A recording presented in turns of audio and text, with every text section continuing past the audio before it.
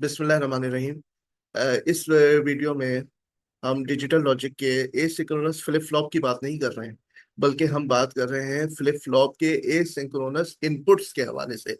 देखते हैं ये क्या होते हैं asynchronous flip flop inputs for the clock flip flops, जिसमें हमारे पास फ्लिप फ्लॉप पे क्लॉक असरअंदाज हो रही होती है, यानी कि लैच के बरखिलाफ जो क्लॉक फ्लिप फ्लॉप इनपुट्स हैं।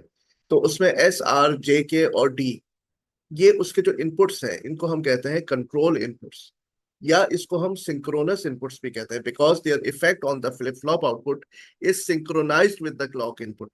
क्योंकि ये जो इनपुट्स हैं ये उस वक्त आउटपुट पर असरअंदाज होते हैं जिस वक्त की क्लॉक आती है।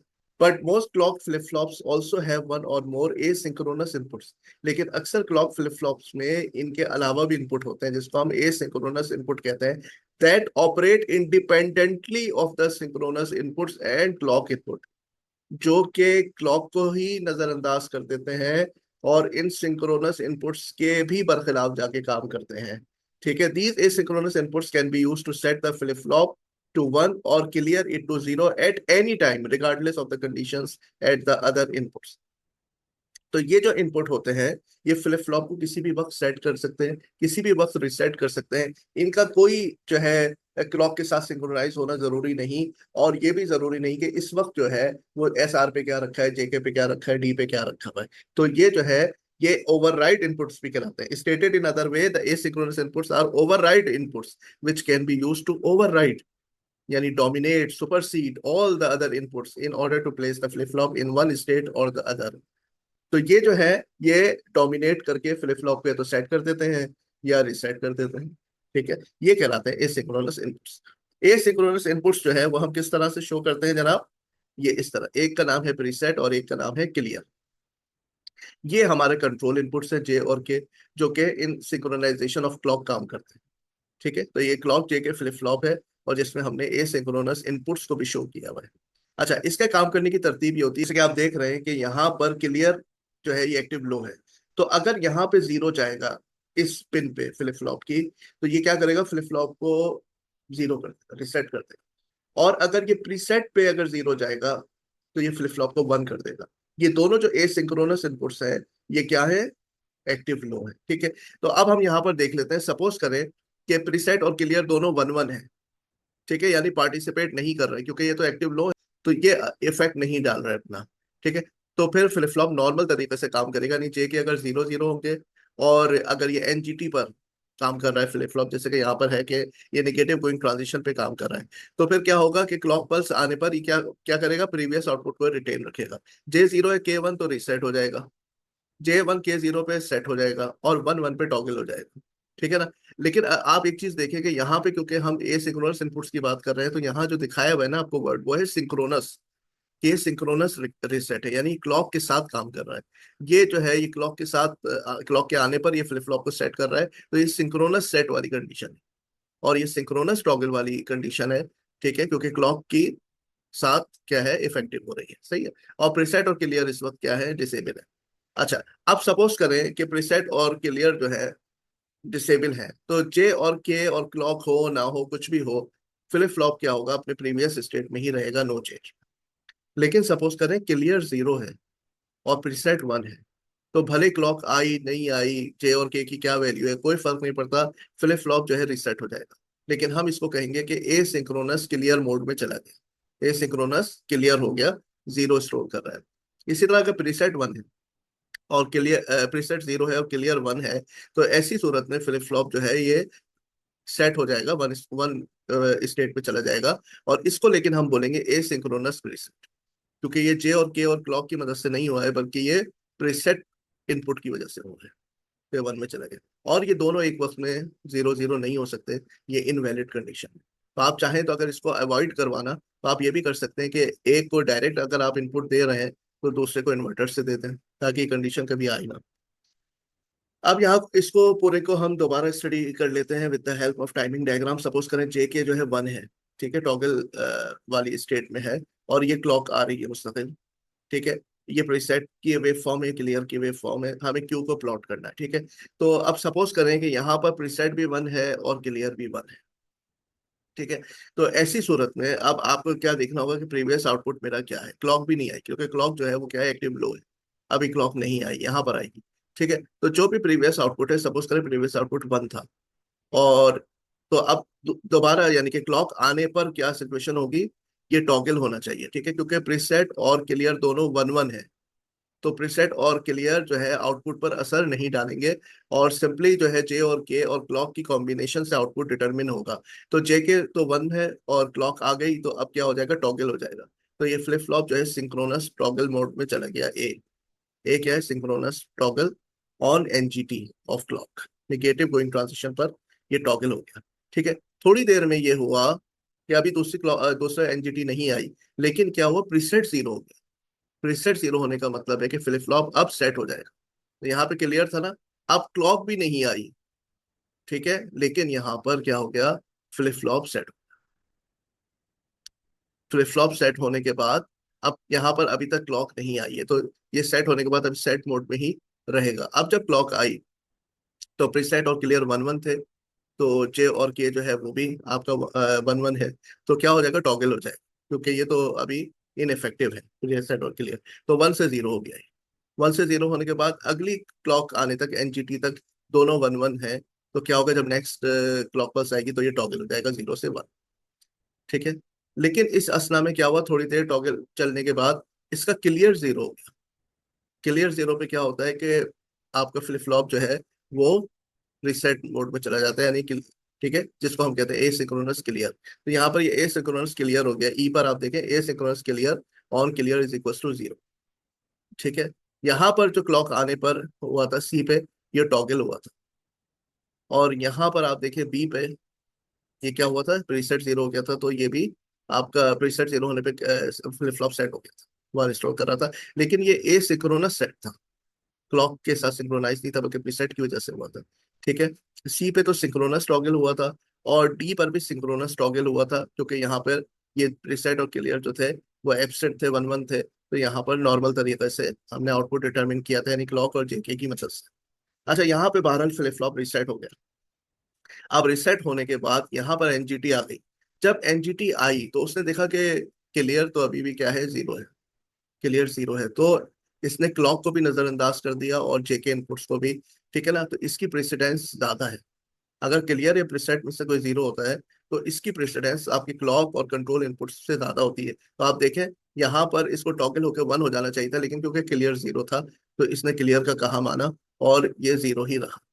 अब क्योंकि क्लॉक चली गई, तो अब कंट्रोल इनपुट जो है वो तो असर नहीं डाल सकता आउटपुट पे, जब तक अगली एनजीटी ना आ जाए। तो ये जो क्लियर हुआ था ना, यही कंटिन्यू रहेगा। जब अगली क्लॉक पल्स आई तो उस पर ये दोनों 1 1 थे, यानी पार्टिसिपेट नहीं कर रहे थे। तो अब सिंक्रोनसली फ्लिप फ्लॉप टॉगल हो जाएगा। तो यहाँ पे जी पे क्या हो जाएगा, सिंक्रोनस टॉगल हो जाएगा। और एफ पे क्या सिचुएशन है कि क्लियर जो है it overrides the entity of clock. इसने क्लॉक को भी जो है खातिर में नहीं लाया, और वो 0 ही रहा। तो counters with mod numbers less than 2 की power n. The basic synchronous counter is limited to mod numbers that are equal to 2 की power n. हमने जो synchronous counter देखे थे लास्ट वीडियो में, तो उसमें क्या था कि हर अगला जो आउटपुट था वो पिछले पे डिपेंड कर रहा था। अगले की वैल्यू 1 तब होती थी जब पिछली जो हमारे पास आउटपुट होता था वो 1 हो जाता था। ठीक है। तो इसी तरह से आप देखें कि बी जो है ये ए के साथ कनेक्टेड है, जे के इनपुट का ए के साथ। और सी फ्लिप फ्लॉप के जो जेके इनपुट्स हैं वो ए और बी पे डिपेंडेंट है, और डी के जेके इनपुट्स जो है बी सी पे डिपेंडेंट है। ठीक है। तो ये तो हमारे पास वो काउंटर है जो कि अपनी मुद्दत पूरी करेगा। बेसिक सिंक्रोनस काउंटर है, 2 की पावर एन तक काउंटिंग करेगा। The basic counter can be modified to produce mod numbers less than 2 की पावर एन। लेकिन हम क्या कर सकते हैं, यहाँ पर सिंक्रोनस काउंटर की गिनती में कमी कर सकते हैं।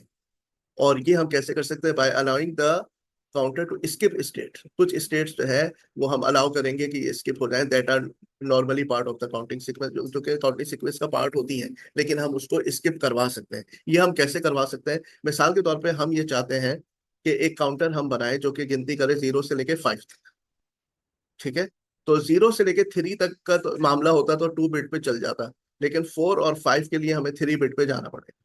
तो यानी 3 बिट पे जाना होगा। और ये कैसे डिजाइन होगा, पहले वाला जेके तो 1 1 होगा, जो दूसरा वाला है वो ए का जो आउटपुट होगा वो इसके जेके से कनेक्टेड होगा। ठीक है। और सी में क्या होगा, ए और बी दोनों का जो आउटपुट होगा उससे फिर सी का जे के डिटरमिन होगा। ये बिल्कुल वैसे ही जैसे कि हमने पीछे डिफाइन किया था। लेकिन अब मैं आपको ये बता रहा हूँ कि देखिए प्रीसेट और क्लियर किस तरह से हमारे लिए यूजफुल साबित हो सकते हैं। अब हम ये चाहते हैं कि 0 से 5 तक ये काम करे, तो जैसे ही 6 आने लगे उसी वक्त ये रिसेट हो जाए। तो जब ये रिसेट हो जाएगा तो इस यानी कि इसके क्लियर पे, हर फ्लिप फ्लॉप के क्लियर पे 0 चला जाए, तो जैसे ही ये 6 आने लगे तो इसका मतलब है कि हम क्या करेंगे, हम देखेंगे कि इसमें 6 के पैटर्न में क्या खास बात है जो बाकी पैटर्न्स में नहीं है। तो आप देखें कहीं पर भी इसमें यहाँ पे 2 1 नहीं है, किसी में भी दोनों 1 नहीं है। तो हमने क्या किया कि जब सी भी 1 हो और बी भी 1 हो, ठीक है, सी भी 1 हो और बी भी 1 हो, तो उस वक्त फौरन 0 चला जाए इस पर, यानी 6 आने ही नहीं पाएगा। तो जैसे ही 6 आने की कोशिश करेगा तो क्या होगा कि ये यहाँ पे 1 और 1 इधर होगा, तो नैंड गेट का आउटपुट हो जाएगा 0। जब दोनों 1 होंगे तो नैंड 0 देगा, तो ये 0 यहाँ चला जाएगा तीनों पे। और ये एसिंक्रोनसली तीनों फ्लिप फ्लॉप को 0 कर देगा। जब ये 0 कर देगा तो फिर ये अपने तरीके से वैसे काउंटिंग शुरू हो जाएगी। ठीक है, फिर 6 आने की कोशिश करेगा तो ये क्लियर है। लेकिन इसमें एक नुकसान है। नुकसान क्या है कि ये 0 0 0 0 0 1 0 1 0 0 1 1 0 1 यहाँ तक काउंट करके जैसे ही बी और सी जो है वो 1 होगा, ठीक है ना, जैसे सी 1 है तो बी जैसे यहाँ पे टॉगल होने की कोशिश करेगा, तो उसी वक्त क्या हो जाएगा, ये यहाँ पर डैन गेट जो है वो 0 होके क्लियर पे 0 देगा, तो ये तीनों जो है ना क्लियर हो जाएंगे। तो ये थोड़ी सी जो है ना इसमें क्या होगा, ग्लिच आएगी, थोड़ी सी यहाँ पर ग्लिच आएगी, थोड़ा सा काउंटिंग शो करके वापस हो जाएगा। ठीक है ना, तो ये चीज भी अच्छी नहीं है। लेकिन एटलीस्ट हम ये इस तरह से बना सकते हैं, the input to the NAND gate are the outputs of B and C flip flop, and so the NAND output will be 0 whenever B and C both are 1। This condition will occur when the counter goes from state 5 to state 6 on the NGT of the pulse number 6। Pulse number 6 के यहाँ पर NGT पर ये क्या होगा, B और सी जो 1 है ये आने की कोशिश करेंगे काउंटिंग सीक्वेंस में। लेकिन ये नैंड गेट पे जाएंगे साथ में, तो थोड़ा सा टाइम लगेगा, जिसके बाद नैंड गेट आउटपुट देके इनको 0 कर देगा तीनों, ए को भी, बी को भी और सी को भी 0 कर देगा। The low at the NAND output will immediately, within a few nanoseconds, clear the counter to the 0 0 0 state. Once the flip-flops have been cleared, the NAND output goes back high because the B and C are 0। अच्छा अच्छा, ये जैसे यहाँ पर ये 0 आएगा NAND पर, तो उसी वक्त क्या होगा कि ये तीनों फ्लिप फ्लॉप तो हो जाएंगे 0, और बी और सी जो है वो भी 0 0 हो जाएगा। 0 0 होने पे यहाँ पर ये आउटपुट क्या आएगा, 1। तो यानी ये क्या हो जाएगा, डिसेबल हो जाएगा। फिर उसके बाद ये दोबारा इसी सिचुएशन में इनेबल होगा क्योंकि हमने बी और सी से जोड़ा हुआ है क्लियर।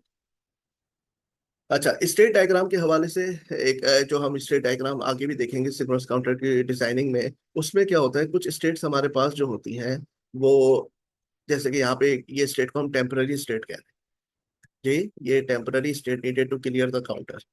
ठीक है, जैसे ही आने लगे तो काउंटर को क्लियर कर दो ताकि ये स्टेट, तो 1 0 1 के बाद ये थोड़ी सी देर के लिए आएगी, तो इसका नाम हमने टेम्पररी स्टेट रखा है कि इसके फौरन बाद 0 पे चले जाएंगे। लेकिन बाज स्टेट ऐसी होती हैं कि फ्लिप फ्लॉप को जब हमने स्टार्ट किया तो आ सकती है, यानी चांस है कि भाई देखो काउंटिंग सीक्वेंस में तो 3 काउंटिंग सीक्वेंस में ये भी है ना, तो हो सकता है कि शुरू में हमने फ्लिप फ्लॉप स्टार्ट किया तो तीनों फ्लिप फ्लॉप पे 1 1 1 था।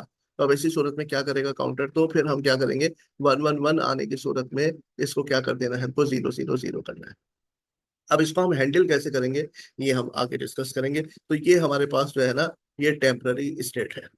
ठीक है, thus the 1 1 1 state is also a temporary condition that ends up at 0 0 0। तो ये भी आप कह सकते हैं कि ये भी एक टेम्पररी स्टेट है। लेकिन ये जो टेम्पररी स्टेट है ना, ये देखें, the 1 1 1 state can occur on power up when the flip flops come up in random states। है ना, जब पावर अप पे तो किसी भी स्टेट में हो सकता है फ्लिप फ्लॉप, जब पावर दी आपने तो ये तो पावर अप पे आएगी। ठीक है, लेकिन ये जो है टेम्पररी स्टेट ये विद इन काउंटिंग आ सकती है, लेकिन ये आती ही फौरन हमने इसको 0 कर देते हैं। तो जनाब अगर हम एनालाइज करें जो सिंक्रोनस काउंटर अभी हमने डिस्कस की है ए सिंक्रोनस इनपुट्स के साथ, ठीक है, जो सिंक्रोनस काउंटर हमने ए सिंक्रोनस इनपुट के साथ डिस्कस किए हैं जिनका नाम प्रीसेट और क्लियर था ए सिंक्रोनस इनपुट्स का, we have to deal with transient states. Transient यानी जो थोड़ी देर के लिए आती है, the count that appears for a small period of time. ठीक है, ये इसकी डेफिनेशन हो गई। It will produce possible glitches in output waveforms है, थोड़ी देर के लिए ग्लिच आएगी और उसके बाद वो फौरन ही वापस आ जाएगा। A self-correcting counter is one in which unused state will all return to the normal count sequence। Self correcting counter वो होता है जिसमें अनयूज स्टेट्स जो है वो हमें फौरन कहाँ पर ले आती हैं, इनिशियल स्टेट में वापस ले आती हैं, ताकि वो दोबारा अपनी गिनती में चलता रहे काउंटर। ठीक है, तो उसको हम सेल्फ करेक्टिंग काउंटर कहते हैं। ये भी आगे हमारे अगले टॉपिक में काम आएगा। इन इस one in which unused state will all return to the normal count sequence. If any of these unused states cannot return to the normal sequence, the counter is said to be not self correcting. अगर ये चीज ना हम deal करें या discuss करें कि इस काउंटर में अनयूज्ड स्टेट वापस भी ला सकती हैं इनिशियल पे, तो फिर वो काउंटर सेल्फ करेक्टिंग काउंटर नहीं कहलाएगा। तो सेल्फ करेक्टिंग काउंटर वो होगा जिसमें जो अनयूज स्टेट्स है, क्योंकि हम मॉड अपना पूरा कंप्लीट नहीं कर रहे हैं 2 की पावर n तक, ठीक है, उसके कहीं कम पर हम वापस दोबारा काउंटिंग स्टार्ट कर रहे हैं। तो ऐसी सूरत में अनयूज स्टेट से वापस हमें जो है इनिशियल स्टेट पे आना जरूरी है, वरना क्या होगा कि ये कहीं भी फंस सकता है आपका काउंटर। ठीक है, तो इसको अनयूज स्टेट्स को चाहिए कि इसको वापस फेंक दे कहाँ पे, इनिशियल स्टेट पे, ताकि काउंटिंग फिर दोबारा स्टार्ट हो जाए। Thank you very much.